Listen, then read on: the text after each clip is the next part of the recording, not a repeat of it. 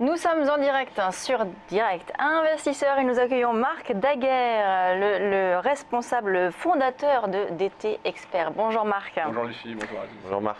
Alors on va parler avec vous de l'indice parisien. On va commencer par l'indice parisien, le CAC 40. Le CAC 40 qui est actuellement donc toujours en hausse ce matin, plus 1,37%, 4630. Est-ce que vous estimez, il y a des avis divergents, il y en a qui vont dire voilà, on fait du très court terme et on peut avoir du coup des opportunités, d'autres qui restent haussiers, certains sont vraiment là par contre très baissiers. Donc là on sent beaucoup d'incertitudes actuellement sur les marchés. Vous, quelle est votre opinion? Oui, alors ce que vous dites est à la fois révélateur et tout à fait légitime parce qu'il y a une vraie incertitude aujourd'hui sur le marché. Et là, je parle d'un point de vue, du point de vue qui m'intéresse moi en premier, c'est-à-dire du point de vue technique. Fondamental, de toute façon, on sait où on en est. Il y a eu la BCE avec le coup de Draghi début décembre. Il y a eu la hausse des taux légère, mais quand même attendue par la Fed.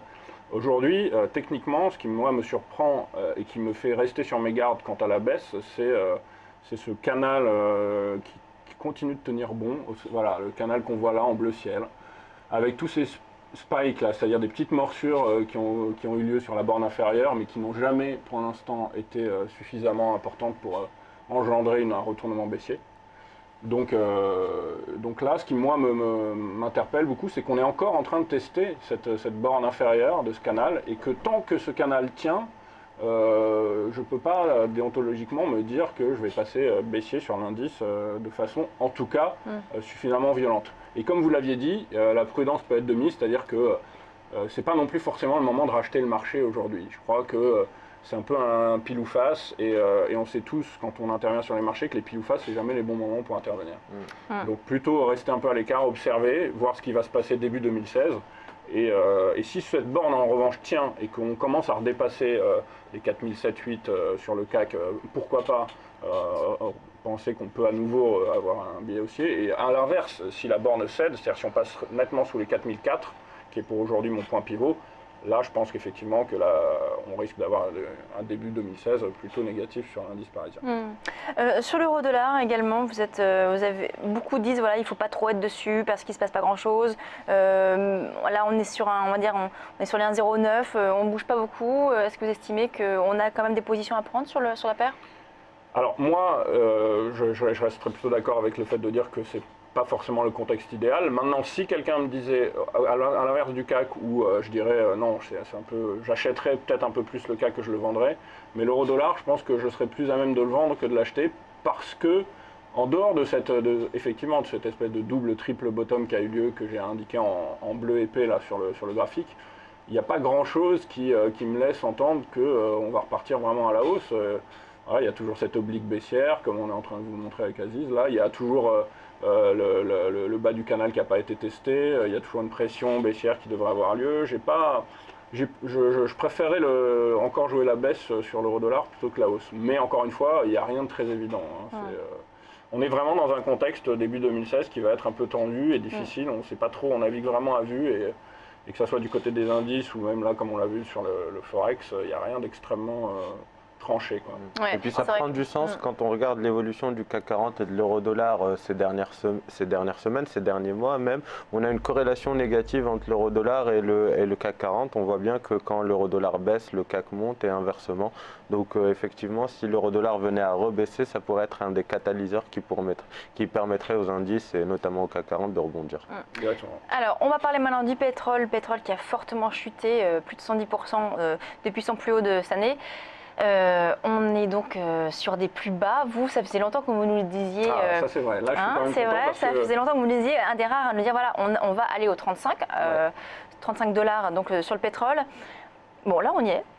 Est-ce que du coup, ça veut dire que pour vous, c'est un point bas et qu'on va rebondir? Ou au contraire, certains nous disent, on va aller encore plus bas. Quel est votre sentiment là-dessus? Oui, alors, ce qui est sûr, ce qui peut nous permettre de faire parfois des petits satisfecit techniques, c'est que le niveau autour des 35 a été atteint et c'était un objectif majeur qu'on avait. Maintenant, j'ai repris le graphique et j'ai recalculé des niveaux un peu plus précis. Donc j'ai fait, voilà, là, qu'est-ce qu'on a fait, comment est-ce qu'on fait techniquement quand on est dans des contextes comme ça pour essayer de savoir jusqu'où on peut aller? On fait ce qu'on appelle des projections. Alors il y a deux projections qui ont été faites là, c'est-à-dire qu'on a pris toute la baisse en jaune. Donc d'abord j'en ai fait une en jaune, une en orange pour que on puisse voir visuellement. Donc toute la baisse qui avait eu lieu entre 2008 et 2009, juillet 2008 et février 2009, on a reporté la même amplitude au dernier sommet qui était en juin 2014. Et ça nous donne un objectif qui est autour des 33,6 exactement dollars. Donc on n'en est pas loin. Et la deuxième projection qu'on peut faire, c'est prendre la première phase de baisse qu'on a eue depuis juin 2014 et la reporter sur le sommet du rebond qui était en mai 2015. Et la même amplitude nous amène sur un objectif qui lui est autour des 30,3. Donc vraisemblablement, on a encore une zone, j'allais dire un peu comme on tombe d'un trapèze et qu'on a un trampoline qui va nous retenir en bas. On a cette zone-là qui est entre 30 et 33 dollars, qui est pour moi la dernière zone logique. Mais ce qu'on sait, c'est que techniquement, on peut toujours avoir ce qu'on appelle des extensions. Donc rien n'empêche, à partir du moment où cet objectif a été atteint, avant, et on l'avait vu ensemble, vous m'auriez dit oui, est-ce qu'on peut rebondir maintenant? Je vous disais non, à mon avis, on va aller jusque-là. Mais une fois qu'on est là, je ne peux pas dire que c'est forcément maintenant qu'on va rebondir. Il va falloir surveiller à chaque fois les rebonds qu'on va avoir. Vu la baisse de laquelle on vient, des rebonds techniques, même de 10%, peuvent ne pas être des retournements, puisque on vient de tellement haut que ça peut être juste des rebonds techniques. Donc là, ça va être très difficile de savoir quand est-ce qu'il va falloir revenir sur le dollar. Mais s'il y a un rebond à l'approche des 33-30 dollars, peut-être à très court terme, jouer le rebond sur un court terme, et puis voir après, tant que le rebond tient, maintenir sa position, etc. Mais là, je pense que c'est comme attraper un couteau qui tombe aujourd'hui. Je vous l'avais dit la dernière fois, je pense qu'il ne faut pas jouer avec le feu. Alors du coup, si on ne joue pas avec le feu, ni avec le pétrole, est-ce qu'on peut jouer avec l'argent? Ah oui, alors l'argent, oui. Oui, bizarrement. Alors pourquoi bizarrement? Parce que on a envie de se dire, il y a des corrélations quand même de temps en temps sur les marchés. Et c'est vrai que l'or, par exemple, sur les grandes tendances, reste une valeur refuge et que très souvent, sur les grandes tendances, l'or va aller à l'encontre des indices. Donc là, on a envie de se dire, bon, pourquoi est-ce qu'on peut être baissier sur l'argent alors qu'on n'est pas forcément haussier sur les indices?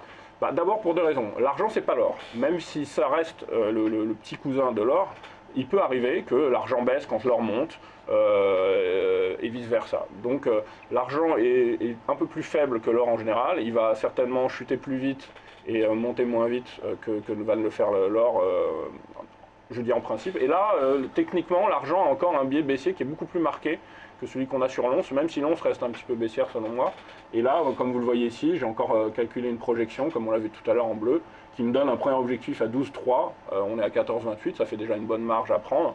Et éventuellement, si les 12,3 cèdent, pourquoi pas viser le bas du canal baissier, là, dans lequel on évolue depuis maintenant avril 2011, exactement. Donc effectivement, l'argent pourrait être une valeur entre guillemets refuge ou comme on est dans des contextes difficiles, il faut faire ça, c'est-à-dire du scanning, aller chercher soit des classes d'actifs différentes, soit éventuellement, comme je l'ai fait après avec une ou deux valeurs, des valeurs qui pourraient éventuellement présenter un potentiel de hausse ou de baisse plus important que d'autres. C'est du stock picking, quoi. Alors justement, stock picking, on a deux valeurs que vous nous proposez.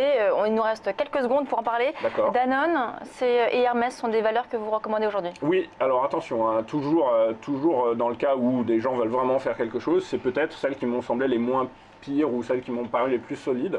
Danone, voilà, en raison de ce canal haussier et non seulement un canal haussier intéressant, mais surtout, comme le montre Aziz là, la borne inférieure de ce canal est quand même très très forte. C'est-à-dire qu'on a, j'ai indiqué par des flèches vertes le nombre de fois on a rebondi sur cette borne. Donc la tendance haussière devrait être maintenue.